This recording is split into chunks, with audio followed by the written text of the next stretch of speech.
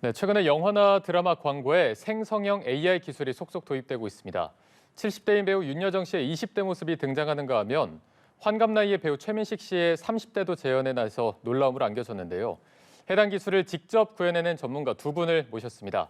자, 오재욱 DOB 스튜디오 대표 그리고 이주원 CJS 걸리버 스튜디오 본부장 두 분과 함께 이야기 나눠보도록 하겠습니다. 안녕하십니까?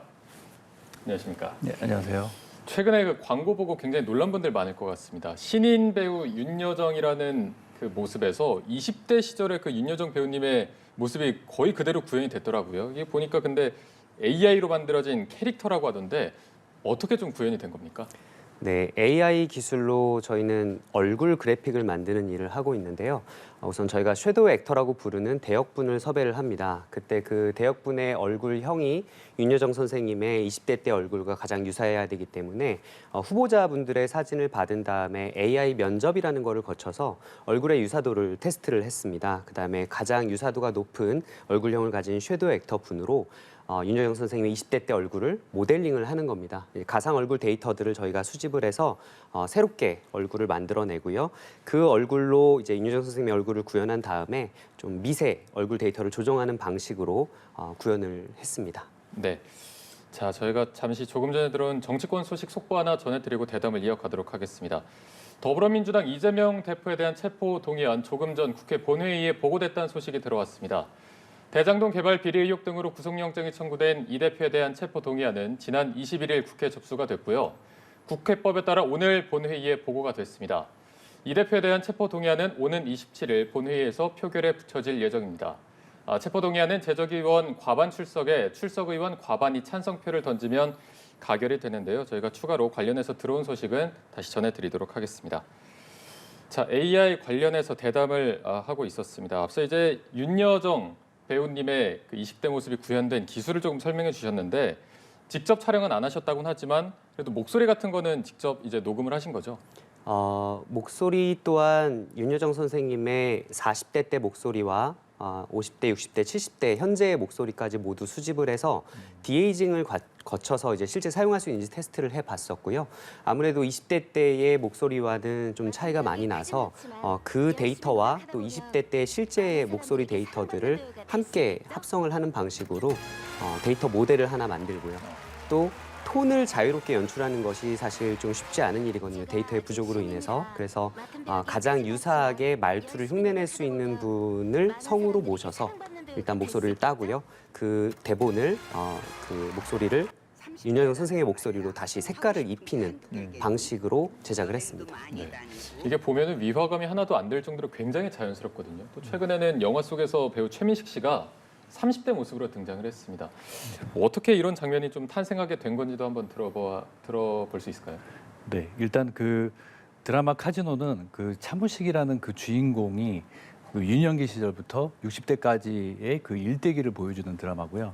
그 드라마를 표현하기 위해서 원래는 기존의 경우에는 20대에서 40대 정도는 다른 배우가 그 배역을 연기를 했어야 했지만 지금 AI 기술이 발전하게 됨으로써 그 실제 최민식 배우가 직접 그 부분에 대해서 연기를 하고 저희가 이제 AI 기술로 디에이징을 해서 이 작품을 만들 수가 있었습니다.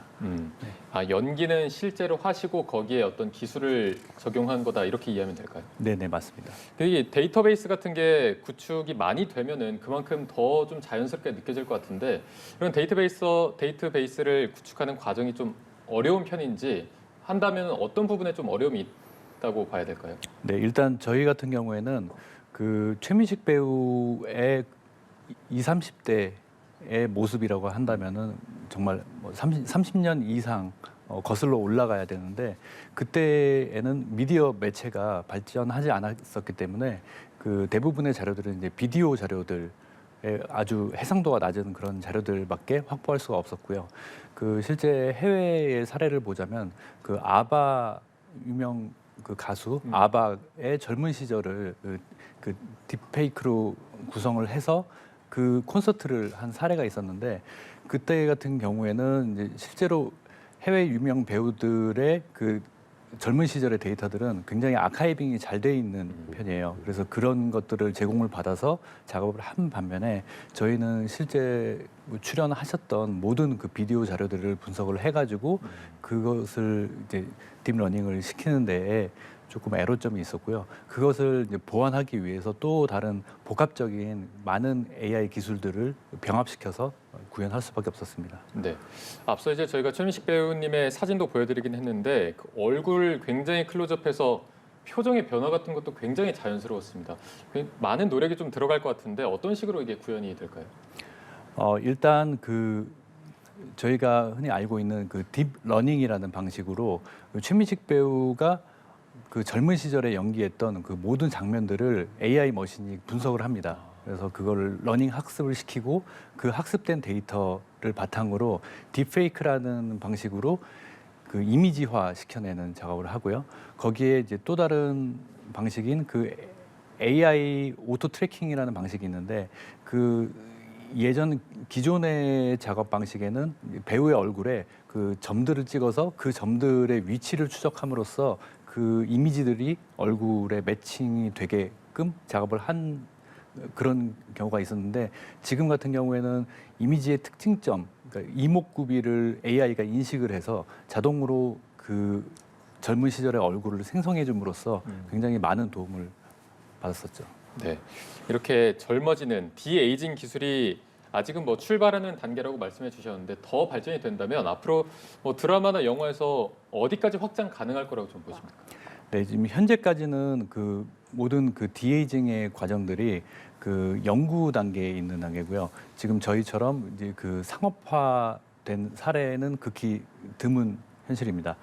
그래서 이 디에이징 쪽은 현재는 디에이징과 에이징 쪽에 조금 집중이 되었다면은 지금 이 기술들이 조금 더 완성이 된다면은 현재 그 돌아가신 배우분들의 리즈 시절을 다시 되살려서 그 실제 현존하는 배우들과 함께 연기를 하는 그런 세상도 금방 오지 않을까 하는 생각이 듭니다.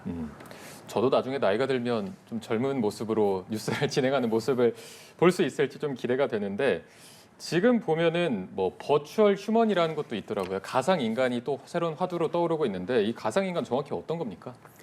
말 그대로 가상의 존재인 인간인데 사실 디지털 캐릭터들을 생각하시면 사람과 이제 상호작용을 한다거나 아니면 어떤 드라마나 영화 속에서 역할을 맡아서 스토리를 풀어간다든가 하는 그런 캐릭터들은 많이 익숙하지 않습니까? 근데 SNS가 발전하면서 사람과 사람 사이에 이 온라인을 통한 소통과 상호작용이라는 것이 좀 부각되면서 기존의 캐릭터가 좀 진화한 개념으로 볼 수 있을 것 같아요. 휴먼이라는 이름이 붙은 것이 바로 거기에 있습니다. 사람과 소통을 하는 존재, 하지만 디지털로만 존재하는 존재.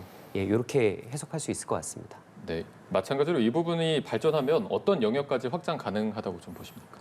기본적으로 사람과 상호작용을 할 수 있는 그런 사람의 역할들은 대부분 이제 병행을 하게 될 거라고 생각을 하고요. 일부분은 사람의 어떤 역할이나 직업을 아예 대체할 가능성도 많이 보여집니다. 그래서 예를 들면은 교사나 지금 챗GPT처럼 사람들에게 뭔가 정보를 전달하고 또는 이제 소통을 통해서 이제 사람들에게 이렇게 지식을 갖게 하는 그런 쪽에서는 이미 상용화가 상당 부분 진행됐다고 볼 수 있고요. 앞으로 감정을 건드리는 부분들까지도 이런 가상의 존재들이 충분히 역할을 해낼 수 있을 거라고 생각이 되기 때문에 좀 더 고효율의 그리고 사람이 수행하기 어려운 감정적인 노동에서 조금 더 좋은 역할을 해줄 수 있지 않을까 그렇게 보고 있어요. 네, 이게 따로 언급이 없으면 뭐 가상 인간이라고 생각하지 못할 정도로 정말 인간다운 모습을 보이고 있는데 저도 최근에 봤던 영상 중에 그 고 이문택 씨가 네네. 이렇게 다시 좀 등장해서 굉장히 또 많은 감동과 눈물을 줬던 영상을 봤습니다. 저도 되게 울면서 봤는데 이거는 좀 어떤 식으로 구현이 됐을까요?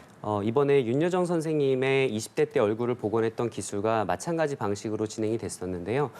당시만 해도 이제 AI 면접이라고 아까 말씀드렸던 얼굴형을 유사도를 테스트하는 방식이라든지 빠르게 이렇게 변환할 수 있는 작업을 그런 기술이 좀 준비가 덜 돼 있었습니다. 그래서 당시에는 7개월이나 걸려서 여러 사람들을 이제 면접을 직접 사람이 보고 그분들의 얼굴에 다 이제 딥러닝 그 테스트를 반복하고 이러면서 어렵게 얼굴을 모델링을 했었고요.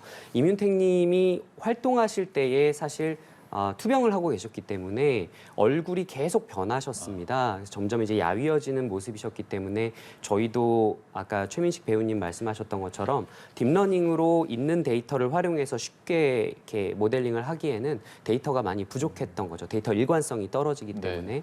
그래서 가상의 얼굴을 새롭게 디자인하는 방식으로 이번에 윤여정 선생님 했던 것처럼 그렇게 새롭게 모델링을 하는 방식으로 진행을 했었습니다.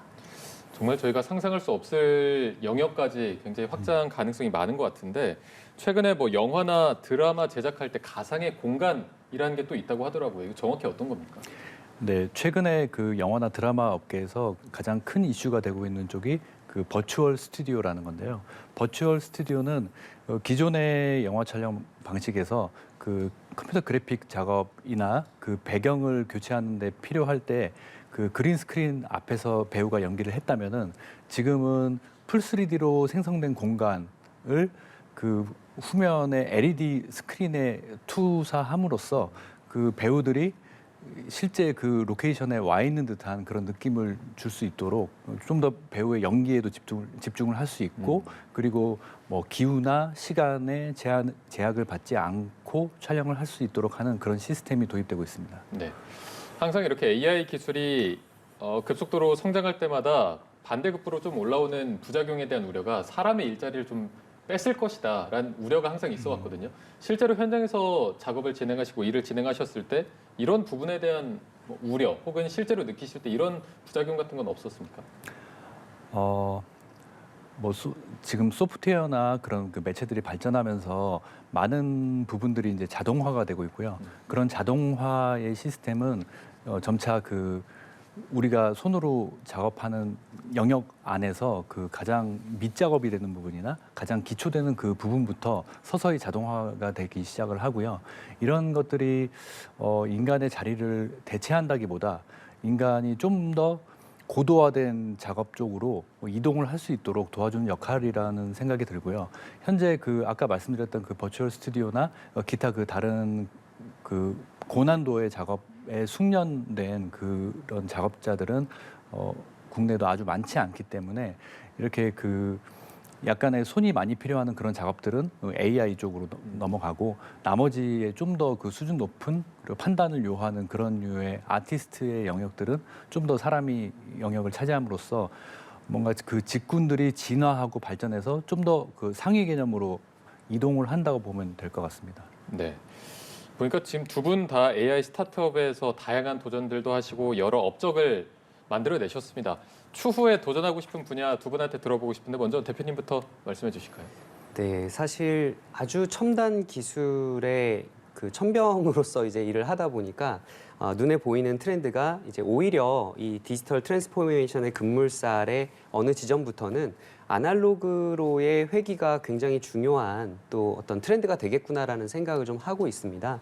그래서 좀 더 조화롭게 AI 기술을 활용하면서도 아날로그의 그런 감성을 충족시켜 줄 수 있는 그런 비즈니스들이 앞으로 새롭게 생겨나지 않을까 그렇게 기대를 하고 있고 저 또한 그런 영역을 관심 있게 보고 있습니다. 약간 저희가 생각하는 그 레트로 쪽으로 같이 좀 결합한다 이렇게 생각하면 될까요? 그런 것도 있고요. AI 기술을 활용한 그 거울 테라피 같은 어떤 심리 치료라든지 여러 가지 영역에서 이 AI나 첨단 기술들이 사람을 이롭게 하는 쪽으로 쓰일 수 있거든요. 그래서 감정을 만져주는 좀 더 디테일하고 날카로운 AI, 범용적이고 산업적으로 많이 부가가치를 높이는 데 활용되는 AI의 또 반대 방향에서 그렇게 아주 디테일한 사람의 니즈를 충족시켜주는 AI를 발전시킬 수 있거든요.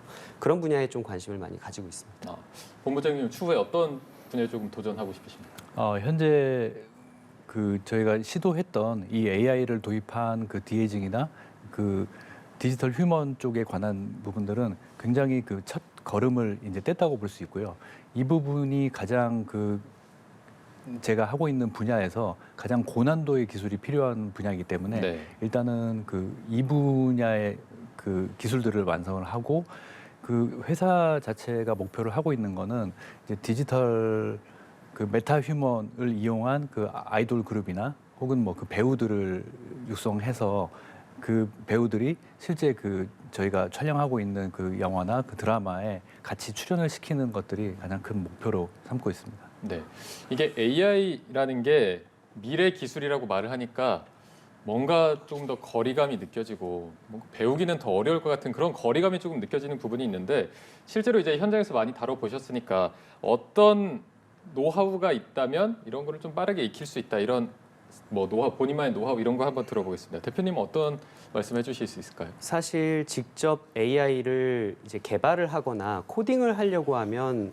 보통 노력 가지고는 쉽지 않다는 것이 사실입니다. 네네. 하지만 인공지능이라고 하는 것은 결국은 사람의 뇌 구조를 본따서 만들어진 그 기술이거든요. 그래서 오히려 인문학적인 부분에서 좀 통찰력과 이제 이해도를 높여간다면 인공지능에 대해서도 좀 더 올바른 시각이나 또 변화하는 트렌드에서의 핵심이 무엇인지를 조금 짚을 수 있는 것 같아요. 그래서 당연히 쉬지 않고 공부해야 되고 기술 트렌드들을 계속 변화하는 거를 트래킹하면서 이제 공부를 하고는 있지만 본질적인 부분들을 생각해 보면 네, 다 이해가 되는 영역이기 때문에 AI를 너무 어렵게 생각하시거나 이렇게 두려운 존재로 생각하기보다는 인문학적인 관점, 철학적인 부분들 그런 부분들을 좀 더 강화하는 것이 필요하다는 생각을 하고 있어요. 이런 항상 AI 기술하면 이과의 영역으로 느껴졌는데 말씀해 주신 걸 들어보면 인문학적인 소양, 문과적인 측면에서도 충분히 접근 가능하다 이렇게 보면 될까요? 저는 날이 갈수록 최근에 이제 생성 AI가 굉장히 화제가 되지 않습니까? 툴로서의 AI를 개발하는 이과 분들의 어떤 영역이 존재한다면 이제는 이미 나와 있는 고도화된 AI 툴들을 어떻게 응용해서 사람에게 이롭게 만들 것이냐, 어떻게 사용할 것이냐 그 관점에서는 오히려 문과생의 머리가 좀 더 필요하지 않나라는 생각을 하고 있습니다. 네, 문과분들이 굉장히 환영할 만한 네. 발언인 것 같고요. 이제 본부장님은 본인만의 노하우 어떤 게 있으십니까? 일단은 그 엔터테인먼트 업계에서는 그 말씀하신 그런 고도의 기술들을 적용하기 위해서는 일단 그런 소재를 다루는 작품들이 활발히 활성화가 돼야 되고요. 이제 그 저희가 그 카지노에서 AI를 적용시킴으로써 최근에는 뭐 많은 감독님들이 뭐 이러한 소재로 혹시 작품을 만들면 어떻겠냐라는 그런 문의를 많이 해오세요. 그러니까 이런 류들의 그 작품이 생겨나고 그 감독들의 상상 속에서 이게 가능하다라는 것이 심어지고 저희가 그것들을 도전을 함으로써 하나 둘씩 이뤄간다면은 점점 더 그 기술의 발전이 더해질 거고요. 그러면서 이제 그 AI나 또 많은 기술들이 저희도 그 헐리우드에 버금가는 그 최상의 기술로 도달할 수 있지 않을까 하는 생각이 듭니다. 네. 자, 마지막으로 두 분께 이 질문도 한번 드려보도록 하겠습니다. 미국 저작권청에서 이미지 생성 AI 프로그램으로 만들어진 이미지에 대해서 저작권 보호를 받을 수 없다라는 결정이 외신 보도로 나왔습니다. 자, 앞으로 생성 AI에 대해서 저작권 보호 문제가 충분히 좀 논의될 수 있고 민감한 분야가 될 것 같은데 이 분야 관련해서 좀 어떤 견해이신지 대표님 먼저 한번 들어보도록 하겠습니다. 네, 사실 AI의 생성된 결과물의 저작권이 인정받아야 된다 또는 보호받을 필요가 없다. 이 부분은 앞으로도 한동안은 논란이 계속될 것 같습니다. 네네. 예, 좀 어려운 부분이 확실히 있고요.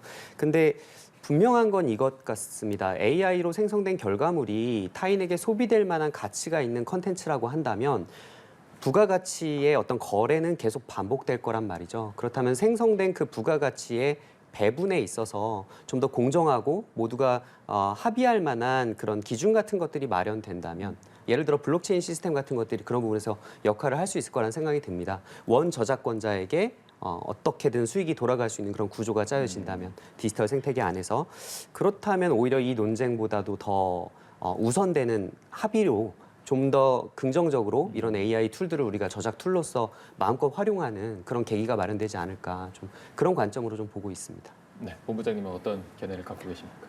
네, 일단은 그 지금 AI의 그 진보 단계가 초기 단계이기 때문에 사실상 그 저작권이나 이런 것들을 먼저 제약을 주기보다는 저는 먼저 이런 류의 기술들과 이런 류의 소재들을 공유함으로써 좀 더 많은 데이터들을 축적해야만 이 AI 분야에서도 좀 더 빠른 발전이 있을 것 같고요. 그런 게 도달한 이후에 대표님이 말씀하신 것처럼 여러 가지 그 보완책들은 자연스럽게 생긴다고 보고요. 그렇기 때문에 뭐 이 부분에 대해서는 굉장히 지금 초기 단계에서 많이 우려를 나타낼 만한 건 아니라고 생각됩니다. 먼저 제약하기보다는 먼저 좀 기술을 공유하고 데이터를 축적하는 과정이 더 앞서 필요하다라는 의견으로 네, 저희가 이해하면 될 것 같습니다. 자, 오늘 두 분 말씀은 여기까지 들어보겠습니다. 오재욱 DOB 스튜디오 대표 그리고 이주원 CGS 걸리버 스튜디오 본부장 두 분과 함께했습니다. 오늘 고맙습니다. 네, 감사합니다.